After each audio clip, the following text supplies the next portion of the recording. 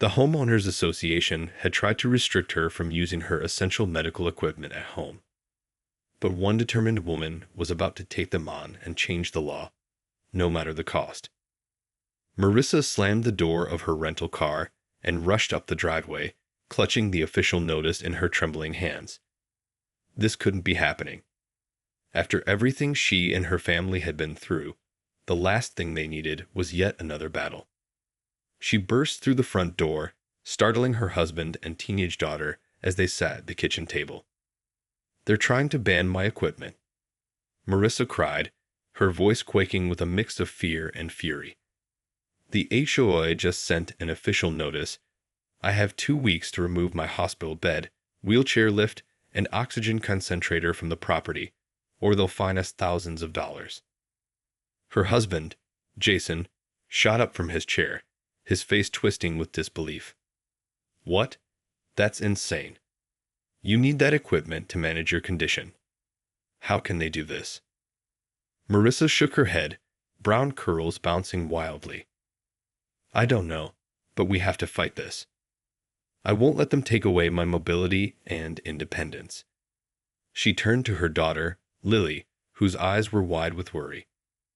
"Honey, I need you to call City Hall first thing tomorrow. See if there's anything they can do to stop the HOA." Lily's brow furrowed. "But Mom, what if they can't help? What if we have to move again?" The very thought made Marissa's stomach twist. This was their dream home, the place they'd finally settled after years of bouncing from rental to rental, ever since her debilitating illness had forced her to leave her career. Just when they'd started to build a life here, it was all at risk. "We'll figure it out, Lily," Marissa said, mustering as much conviction as she could. "I'm not letting them win without a fight." She turned to Jason, jaw set with determination. "Call our lawyer. We're going to town council, and we're going to change this law." The next morning, Lily burst through the front door, her cheeks flushed and eyes wide with excitement. "Mom, Dad, I just got off the phone with the city council. They said they'll hear our case at the next meeting." Marissa's heart leaped. "Really? They're willing to help us fight the HOA?"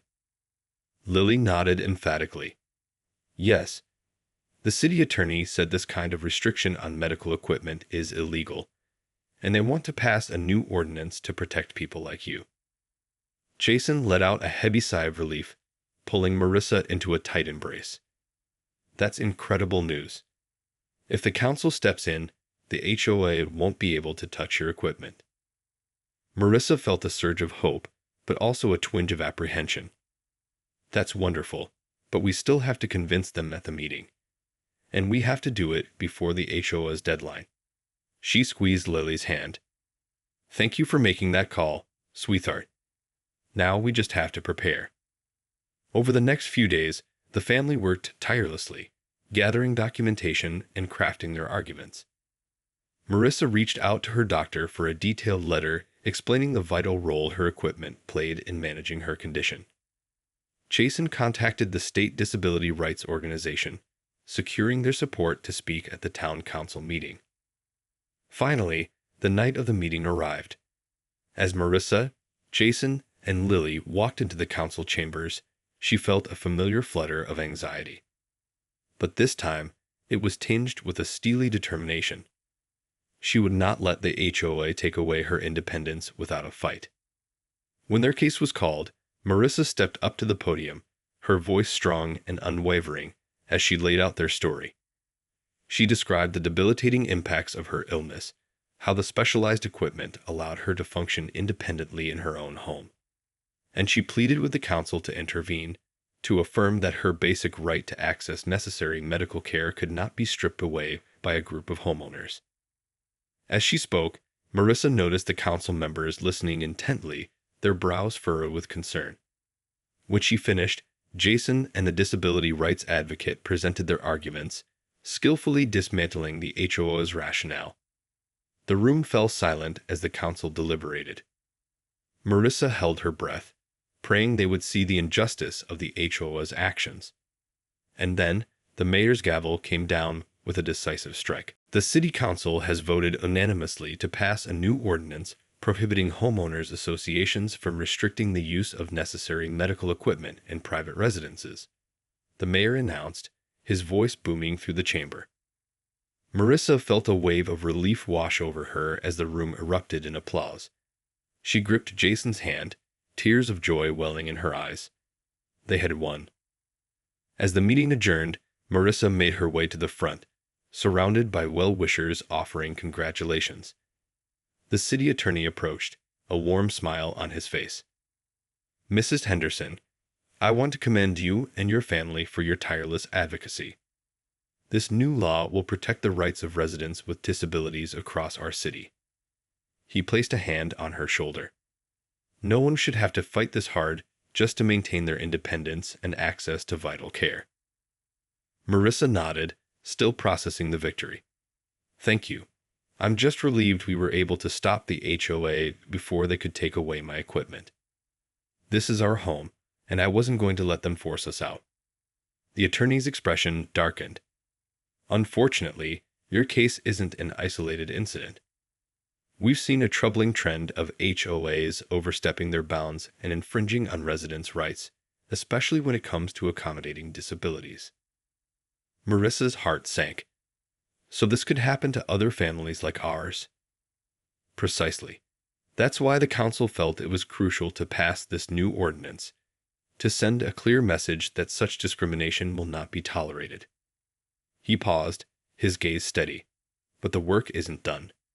We need to ensure homeowners are aware of their rights and have the support to stand up to their HOAs if necessary. Marissa nodded, her mind racing. "What can I do to help? I don't want any other families to have to go through what we did." The attorney smiled. "Well, Mrs. Henderson, how would you feel about working with the city to educate the community and be a voice for those facing similar challenges?" Marissa didn't even need to think about it. "Where do I sign up?"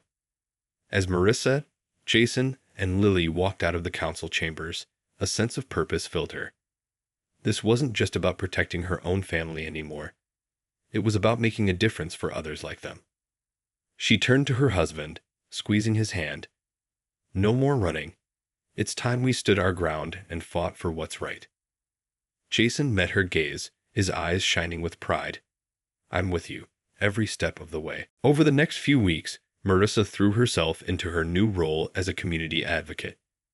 Working closely with the city attorney and disability rights groups, she began organizing informational sessions for local residents, educating them on their rights and how to stand up to HOA overreach.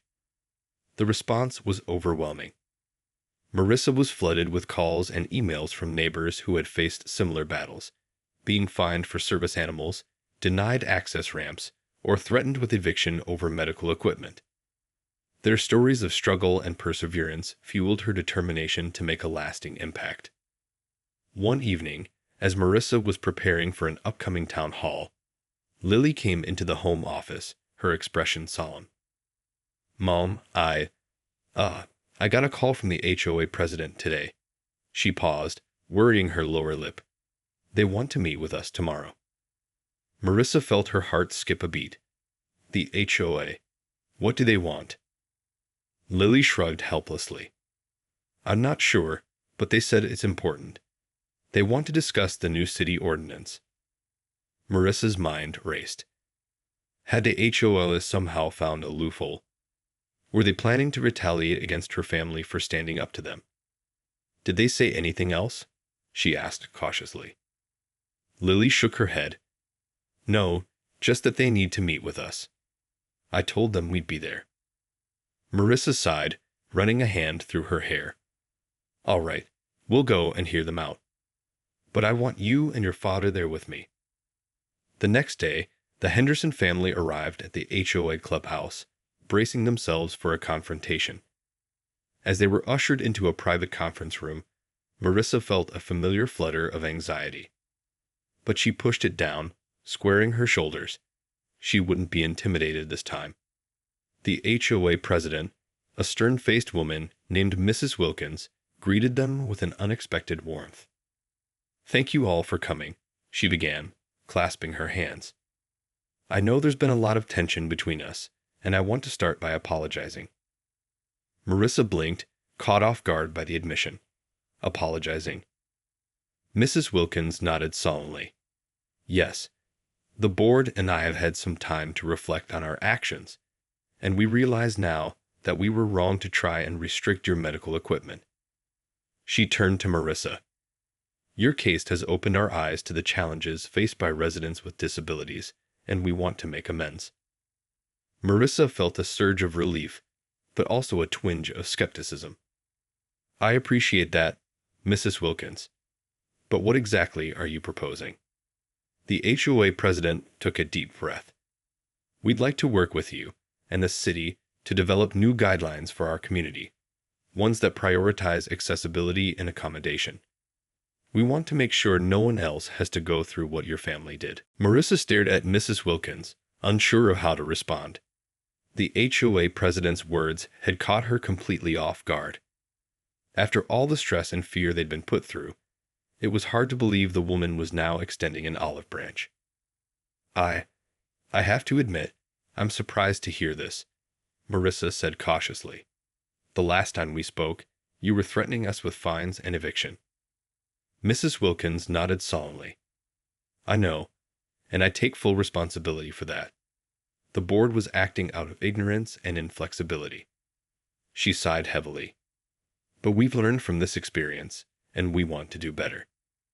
Jason spoke up, his voice laced with skepticism. "So what exactly are you proposing?" "We'd like to work with you and the city to develop new bylaws and guidelines that protect the rights of residents with disabilities," Mrs. Wilkins explained. "Things like guaranteeing reasonable accommodations, establishing clear appeal processes, and ensuring accessibility standards are met."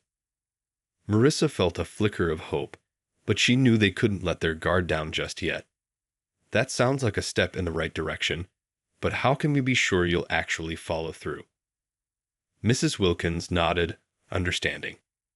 "I know we have a long way to go to regain your trust. But I can assure you, the board is fully committed to this initiative. We've already reached out to the city attorney, and we'd like you to be involved in drafting the new policies." Lily reached over and gave Marissa's hand a gentle squeeze. "Mom, this could be a chance to make a real difference, not just for us, but for the whole community." Marissa looked into her daughter's hopeful eyes, then turned to Jason, who gave her an encouraging nod.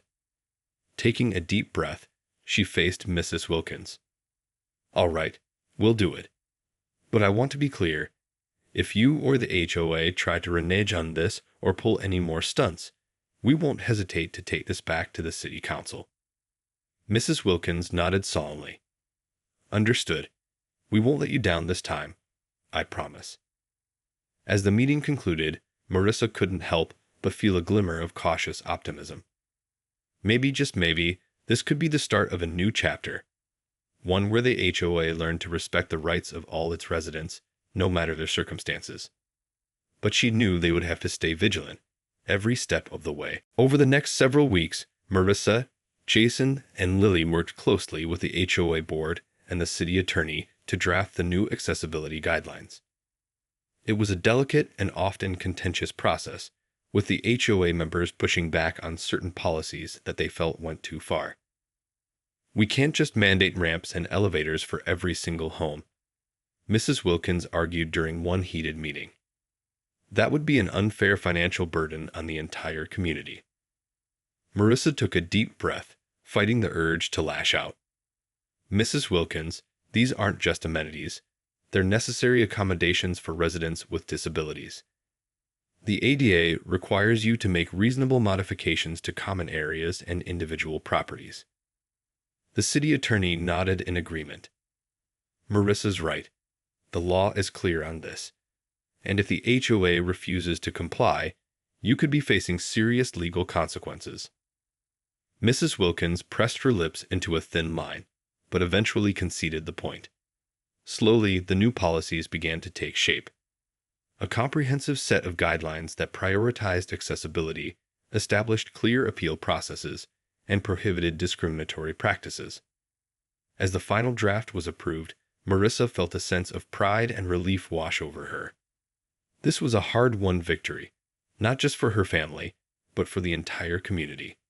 No longer would residents with disabilities have to live in fear of their HOA. But even as she celebrated this milestone, Marissa couldn't shake the nagging feeling that their work wasn't done. She knew all too well the power that HOAs wielded and the lengths they would go to protect their own interests. One evening, as Marissa was going over the new policies with Lily, her daughter looked up with a thoughtful expression. "Mom, do you think the HOA will really stick to these rules? I mean, they fought us every step of the way." Marissa sighed, setting down the documents. "I wish I could say for sure, honey, but the truth is, we'll have to stay vigilant. These guidelines are only as strong as the community's willingness to hold the HOA accountable." Lily frowned. "So what if they try to find loopholes or just ignore the rules altogether?" "Then we'll have to be ready to take them back to court," Marissa said firmly. "We can't let them slide back into their old ways. Too much is at stake." She reached over and gave Lily's hand a reassuring squeeze. "But I have faith in this community, Lily. If we all work together, we can make sure these policies are upheld, and that no one else has to go through what we did." Lily nodded, a glimmer of determination in her eyes. "I'm with you, Mom. We're in this fight for the long haul." Marissa smiled, pulling her daughter into a warm embrace. She knew the road ahead wouldn't be easy, but she was more determined than ever to protect the rights of those with disabilities, no matter the cost. The months that followed the implementation of the new HOA accessibility guidelines were a delicate balancing act. Marissa, Jason, and Lily remained deeply involved, monitoring the HOA's compliance and advocating for residents who faced challenges. To their relief, the majority of the community embraced the changes, grateful for the added protections and accommodations. Residents with disabilities began coming forward, sharing their stories, and accessing the appeals process when necessary. Slowly but surely, the culture within the HOA was shifting. However, there were still pockets of resistance. Some homeowners grumbled about the special treatment and the costs associated with modifications. And Marissa couldn't help but notice that Mrs. Wilkins and a few other board members seemed increasingly uneasy, their enthusiasm for the new guidelines waning. One day, as Marissa was leaving a community meeting, she overheard a hushed conversation between Mrs. Wilkins and another HOA member. "I'm telling you, we can't keep letting these people dictate how we run things," Mrs. Wilkins hissed. "It's time we take back control of our neighborhood." Marissa's heart sank as she listened, her suspicions confirmed. She knew they couldn't let their guard down, not for a moment. That evening, Marissa shared her concerns with Jason and Lily. "I think the HOA is planning something. They're not happy with how the new policies are changing the community." Jason frowned, running a hand through his hair. "What do you think they'll do?" "I'm not sure, but we need to be prepared," Marissa said, her voice edged with determination. "We can't let them undo all the progress we've made." In the following weeks, Marissa and her family kept a watchful eye on the HOA's activities, meticulously documenting any potential violations or infractions. They reached out to the city attorney, ensuring he was aware of their concerns and ready to intervene if necessary. Then, one day, the other shoe dropped. Marissa received a frantic call from a neighbor, informing her that the HOA had abruptly changed the rules regarding service animals, effectively banning them from all common areas. "They're trying to push us out," the neighbor cried. "My husband relies on his guide dog, and now the HOA is threatening fines if we don't remove him from the property." Marissa's blood boiled with righteous fury. "Don't worry, I'm on it. We're going to fight this just like we did before." Slamming down the phone, she turned to Jason and Lily, her gaze unwavering. "It's time to take the gloves off. The HOA has gone too far, and we're going to make them pay." Marissa, Jason, and Lily burst into the next HOA board meeting, their faces etched with righteous fury. "How dare you try to ban service animals from this community?" Marissa shouted, slamming her hand on the conference table. That is a clear violation of the new accessibility guidelines we all fought so hard for. Mrs. Wilkins, the HOA president, had the decency to look sheepish, but her voice remained defiant. The board has decided that service animals pose a liability risk and disrupt the peace of our neighborhood. We have every right to restrict their access. Jason stepped forward, his usually calm demeanor now bristling with indignation. That's complete nonsense, and you know it. These animals provide essential support and independence for residents with disabilities. You can't just take that away from them. Lily spoke up, her youthful face twisted with disgust. You're only doing this because you want to push out the people you don't think fit in with your idea of a perfect community. It's discrimination, plain and simple. The room erupted in a heated debate, with the HOA members arguing that the new policy was within their rights, while Marissa, Jason, and Lily countered with a barrage of legal precedents and moral arguments. Finally, the city attorney, who had been silently observing the proceedings, raised his hand, commanding the room's attention. This discussion is over, he declared, his voice firm. The HOA's service animal ban is a clear violation of the accessibility guidelines you yourselves helped create. If you attempt to enforce this policy, you will be facing immediate legal action and heavy fines. Mrs. Wilkins opened her mouth to protest, but the attorney held up a hand, silencing her. The days of this HOA trampling on the rights of its residents are over. Either you comply with the law, or we will take this all the way to the courts. The choice is yours. As the HOA members sat in stunned silence, Marissa felt a surge of triumph. They had won. This time, the system had worked in their favor, and the HOA had been forced to back down. Walking out of the meeting, Marissa wrapped her arms around Lily and Jason, tears of joy streaming down her cheeks. We did it, she whispered. We stood our ground, and we made a real difference. Jason squeezed her tight, his own eyes shining with pride. And we're not done yet. This is just the beginning. Marissa nodded, her gaze filled with determination. Yes, this is our new normal. From now on, the HOA will know that we won't back down, not when it comes to protecting the rights and dignity of our community. As they headed home, Marissa felt a profound sense of purpose. The battle had been hard fought, but in the end, justice had prevailed. And now, she was more committed than ever to ensuring that no one else would have to face the same struggles she and her family had endured.